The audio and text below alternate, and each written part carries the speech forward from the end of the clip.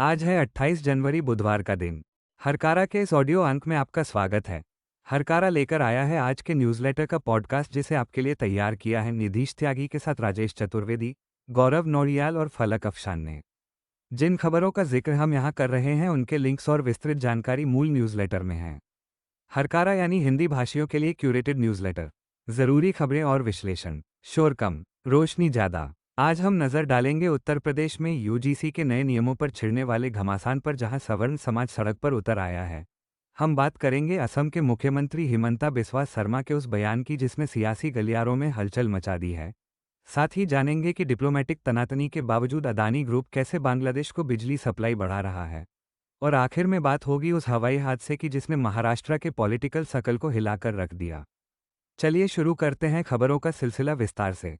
उत्तर प्रदेश में विश्वविद्यालय अनुदान आयोग यानी यूजीसी के नए नियमों के खिलाफ विरोध प्रदर्शन उग्र होता जा रहा है। द हिंदू की रिपोर्ट के मुताबिक बुधवार को राज्य के कई हिस्सों में जबरदस्त प्रदर्शन देखे गए। देवरिया में हजारों लोगों ने प्रदर्शन किया। कौशाम्बी में तो हद हो गई जब एक प्रदर्शनकारी ने प्रधानमंत्री को अपने खून से चिट्ठी लिख दी। वहीं रायबरेली में भाजपा के एक पदाधिकारी ने विरोध स्वरूप अपने पद से इस्तीफा दे दिया। असल में यूजीसी ने 13 जनवरी को नए नियम लागू किए हैं जिसके तहत संस्थानों में इक्विटी कमेटी बनाना अनिवार्य है। इस कमेटी में ओबीसी, एससी और एसटी समुदाय के सदस्य होंगे। प्रदर्शन कर रहे लोगों का कहना है कि यूजीसी रेगुलेशंस 2026 का गलत इस्तेमाल जाति आधारित असंतोष भड़काने के लिए किया जा सकता है। देवरिया में वकीलों ने भी बाह पर काली पट्टी बांधकर विरोध जताया है। प्रदर्शनकारियों का दावा है कि ये नियम सवर्ण युवाओं के भविष्य पर बुरा असर डालेंगे। हालांकि शिक्षा मंत्री धर्मेंद्र प्रधान ने आश्वासन दिया है कि किसी का उत्पीड़न नहीं होगा। इस पूरे मामले पर हरकारा डीप डाइव में वरिष्ठ पत्रकार निधीश त्यागी ने दिल्ली यूनिवर्सिटी के प्रोफेसर अपूर्वानंद से बात की। प्रोफेसर अपूर्वानंद ने इस विरोध को चोर की दाढ़ी में तिनका बताया है। उनका कहना है कि अगर कोई इन नियमों को ध्यान से पढ़े तो पाएगा कि इसका मकसद आर्थिक रूप से कमजोर वर्गों यानी ईडब्ल्यूएस के खिलाफ भेदभाव को खत्म करना भी है। चूंकि ईडब्ल्यूएस का लाभ सवर्ण जातियों को मिलता है तो ये कानून उनकी भी सुरक्षा करता है। उन्होंने कहा कि जो लोग इसका विरोध कर रहे हैं वे दरअसल भेदभाव करने की अपनी अघोषित आज़ादी छिन जाने से डरे हुए हैं। प्रोफेसर अपूर्वानंद ने कहा कि ये मुद्दा बीजेपी और संघ के लिए गले की हड्डी बन गया है। बीजेपी की मूल विचारधारा में वर्चस्ववाद है लेकिन उनकी चुनावी जीत का आधार दलित और ओबीसी वोट हैं। अब बीजेपी न तो अपने कोर सवर्ण वोट बैंक को छोड़ सकती है और न ही दलित ओबीसी को नाराज कर सकती है। असम के मुख्यमंत्री हिमंता बिस्वा शर्मा ने खुले तौर पर कहा है कि राज्य में मियां समुदाय के खिलाफ शिकायतें उनके निर्देश पर हो रही हैं।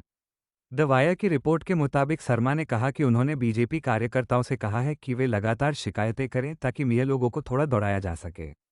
उन्होंने यहां तक कहा कि अगर रिक्शा का किराया 5 रुपये हो तो 4 रुपये दो ताकि वो परेशान हो और असम छोड़ दें। शर्मा ने साफ कहा कि हिमंता बिस्वा शर्मा और बीजेपी सीधे तौर पर मियां लोगों के खिलाफ हैं। उन्होंने कहा कि अगले 30 साल तक उन्हें ध्रुवीकरण की राजनीति करनी ही होगी। इस पर पलटवार करते हुए असम कांग्रेस अध्यक्ष गौरव गोगोई ने शर्मा को हिंदू जिन्ना करार दिया है। विपक्ष का आरोप है कि सीएम खुलेआम नफरत फैला रहे हैं और संविधान की मर्यादा तोड़ रहे हैं। भारत और बांग्लादेश के बीच डिप्लोमेटिक रिश्तों में खटास के बावजूद बिजली का व्यापार फल फूल रहा है। सरकारी आंकड़ों के मुताबिक अदानी पावर का बांग्लादेश को एक्सपोर्ट दिसंबर तक के 3 महीनों में लगभग 38% बढ़ गया है। झारखंड के गोड्डा प्लांट से ये बिजली सप्लाई की जा रही है। रॉयटर्स की रिपोर्ट बताती है कि बांग्लादेश में गैस की कमी है इसलिए उन्हें बिजली इंपोर्ट करनी पड़ रही है। अदानी की बिजली अभी भी ऑयल बेस्ड प्लांट से सस्ती पड़ रही है इसलिए ढाका इस पर निर्भर है। ये दिलचस्प है कि जहां एक तरफ दोनों देशों ने वीज़ा सर्विसेज सस्पेंड कर रखी हैं और राजनयिक तनाव चरम पर है, वहीं अदानी ग्रुप की बिजली सप्लाई रिकॉर्ड तोड़ रही है। तेलंगाना में फ़ोन टैपिंग मामले की जांच अब और गहरी हो गई है। इंडियन एक्सप्रेस की एक्सक्लूसिव रिपोर्ट के मुताबिक एसआईटी ने दावा किया है कि पिछली बीआरएस सरकार के दौरान हजारों लोगों के कॉल डेटा रिकॉर्ड्स और इंटरनेट प्रोटोकॉल डेटा रिकॉर्ड्स अवैध तरीके से एक्सेस किए गए थे। जांच एजेंसी ने अब पूर्व सीएम के सीआर के परिवार के सदस्यों जिसमें उनके बेटे के टीआर और भतीजे हरीश राव शामिल हैं उनसे भी पूछताछ शुरू कर दी है। एसआईटी का दावा है कि इस सर्विलांस सिस्टम का इस्तेमाल इलेक्टोरल बॉन्ड्स के जरिए पैसे वसूलने के लिए भी किया गया था। हालांकि बीआरएस ने इन आरोपों को झूठा बताते हुए इसे ध्यान भटकाने वाली रणनीति करार दिया है। द हिंदू में छपे एक लेख में आरबीआई के पूर्व गवर्नर सी रंगराजन ने कहा है कि रुपये में आई गिरावट के पीछे आर्थिक से ज्यादा डिप्लोमेटिक कारण है। अप्रैल 2025 से रुपये में करीब 6% की गिरावट आई है। लेख के मुताबिक इसका मुख्य कारण डोनाल्ड ट्रंप का भारत के प्रति सख्त रवैया और 50% इनपुट टैरिफ लगाना है। इस वजह से भारत से कैपिटल आउटफ्लो हो रहा है, यानी पैसा देश से बाहर जा रहा है। रंगराजन मानते हैं कि जब टैरिफ को जियोपॉलिटिकल हथियार बनाया जा रहा हो तो समाधान भी डिप्लोमेसी से ही निकलेगा। उनका कहना है कि भारत के व्यापार वार्ताकारों को अमेरिका के साथ जल्द से जल्द समझौता करना होगा, क्योंकि आरबीआई सिर्फ गिरावट को स्मूथ बना सकता है, रोक नहीं सकता। मणिपुर के चुराचांदपुर में बुधवार को हजारों छात्रों ने मार्च निकाला। पीटीआई की खबर के मुताबिक इन छात्रों की मांग है कि उन्हें लोकप्रिय सरकार नहीं बल्कि राजनीतिक समाधान चाहिए। प्रदर्शन कर रहे कोकीजो समुदाय के छात्रों ने पीएम मोदी को एक ज्ञापन भी सौंपा। मई 2023 से जारी हिंसा में अब तक 260 से ज्यादा लोग मारे जा चुके हैं। छात्रों का कहना है कि समाधान नहीं तो चैन नहीं। उनका दावा है कि प्रशासन पूरी तरह चरमरा गया है और हजारों लोग अभी भी राहत शिविरों में रहने को मजबूर हैं। छत्तीसगढ़ में मानदेय बढ़ाने की मांग को लेकर पिछले एक महीने से आंदोलन कर रही 2 महिला रसोइयों की मौत हो गई है। ये महिलाएं स्कूलों में मिड डे मील बनाती थीं। पीटीआई के मुताबिक इनकी मांग थी कि इनका दैनिक वेतन 66 रुपये से बढ़ाकर 400 रुपये किया जाए। 31 दिनों से चल रहे इस आंदोलन के बावजूद सरकार ने अभी तक कोई ठोस कदम नहीं उठाया है। संघ के अध्यक्ष ने आरोप लगाया है कि सरकार की अनदेखी के कारण ये मौतें हुई हैं। हालांकि सरकार ने सीधे तौर पर आंदोलन को मौत का कारण मानने से इनकार किया है। मध्य प्रदेश के मैहर जिले में मिड डे मील की गुणवत्ता पर सवाल उठे हैं। द हिंदू की रिपोर्ट के मुताबिक गणतंत्र दिवस के मौके पर बच्चों को रद्दी कागज और फटे हुए पन्नों पर खाना परोसा गया। इस घटना का वीडियो वायरल होने के बाद हर तरफ आलोचना हो रही है। कुछ महीने पहले श्योपुर में भी ऐसी ही घटना हुई थी। कांग्रेस ने इसे बच्चों का अपमान बताया है। मैहर कलेक्टर ने कार्यवाही करते हुए हेडमास्टर को सस्पेंड करने की सिफारिश की है, लेकिन सवाल ये है कि बार बार ऐसी तस्वीरें क्यों सामने आ रही हैं। नेताजी सुभाष चंद्र बोस की बेटी अनीता बोस फाफ ने कहा है कि उन्होंने पीएम मोदी को अपने पिता की अस्थियां भारत लाने के लिए कई बार चिट्ठी लिखी, लेकिन उन्हें कोई जवाब नहीं मिला।